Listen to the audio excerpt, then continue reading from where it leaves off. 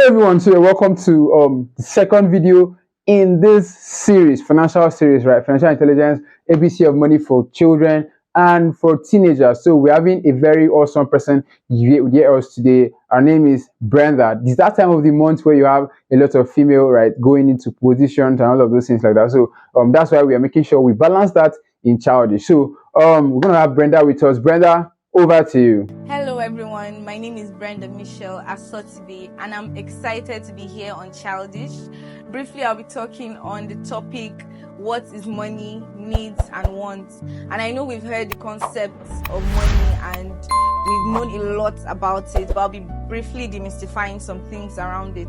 Now, money is basically any system of value that facilitates the exchange of goods and services. So whatever it is, cash or kind, can be regarded as money. And then we've also heard the term currency.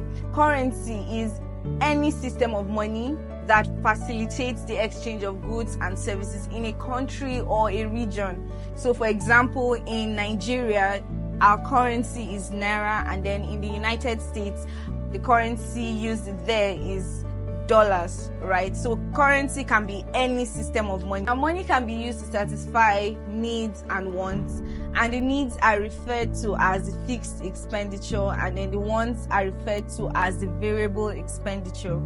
Needs are the basic requirements of every individual that is necessary for survival and functioning and optimal functioning. Now, they are referred to as the fixed expenditure because they are static. They don't need to change over time. So for example, you need food to survive, you need water to survive, you need basic clothing to survive, right? Now, moving on to wants. Wants are more dynamic. They can change from time to time. So there are things that are not necessarily required for that individual survival, but can also be acquired, right? So for example, you have things like luxury or a vacation in Bahamas, or maybe just an extra outfit to fill up your wardrobe or something like that. So I put together 10 basic needs that money can satisfy to better illustrate my point. Now, the first is security. Money can provide a basic sense of security. For example, you're able to get a home to live in or clothes to wear. It gives you a sense of belonging. You have something that is your own. You have a sense of security in those things. Secondly, money can provide a level of comfort. So you're able to live in a beautiful house, eat good food, live healthy, right? That's a level of comfort that is provided by money. So you can't get these things just by walking on the road. You have to earn money and then get them available. The third is mobility. Now, money can enable you to move from place to place. For example, you need your transport fare to move from one village to the other or one city to the other. You need to get plane tickets, car, bus tickets, or whatsoever it is. And the next is money can provide a sense of status. So you'd often hear that the social system is divided into the low class and the high class and all of that. Now, it's based on how much money these people have been able to acquire and then get a sense of a level of status in the society.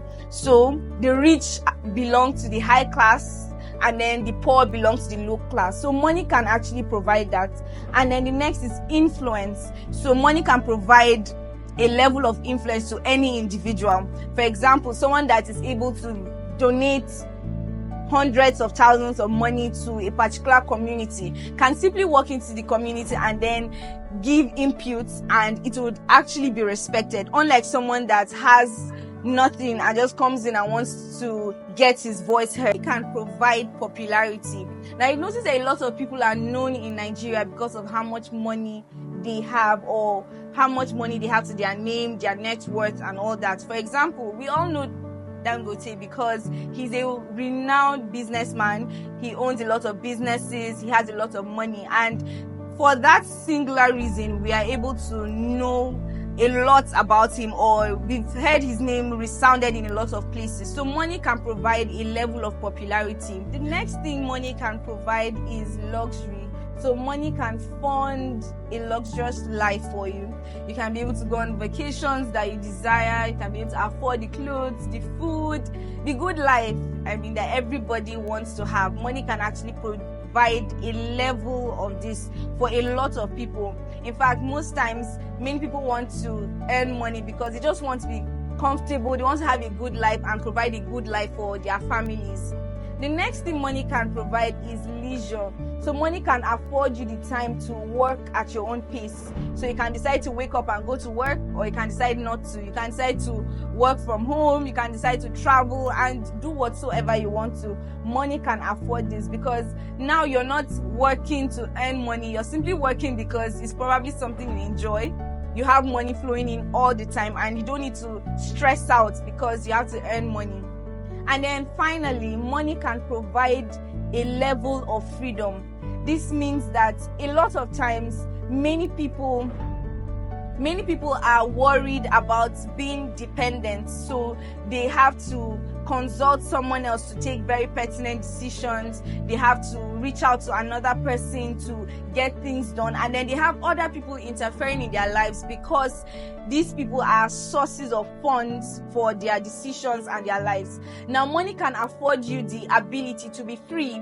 You don't have to go to the next person to actually take important decisions. You literally do not even have to tell the next person about anything you have to do per se, because you are the one funding your own life and funding your own decisions. And I believe this is one thing that a lot of people crave for, because every human wants a sense of freedom. Nobody wants to be controlled. Nobody wants to be put under. So a lot of people want to feel free and be able to live their lives the way they want to. All right, now I'll be talking about balancing needs and supply.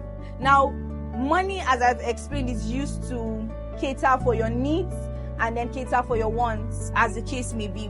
But it's important that you're able to balance them out, so you're able to cater for your needs and wants simultaneously and still be able to lead the kind of life you want to lead, right? Now, a basic rule that is used here is the 50-30-20 rule. Now, the 50-30-20 rule is a basic rule that helps you allocate your funds to your needs, wants, savings, and investments, as the case may be. Now, it's important to also modify this rule to suit every individual. Personally, I modify this rule to be 40-30-20-10-10. And this is 40% to needs, 30% to wants, 20% to basic investments, and 10% to spiritual givings. For example, in the Christian faith, we give tithes, and this is 10%. So you can modify it as the case may be and as it applies to every single individual.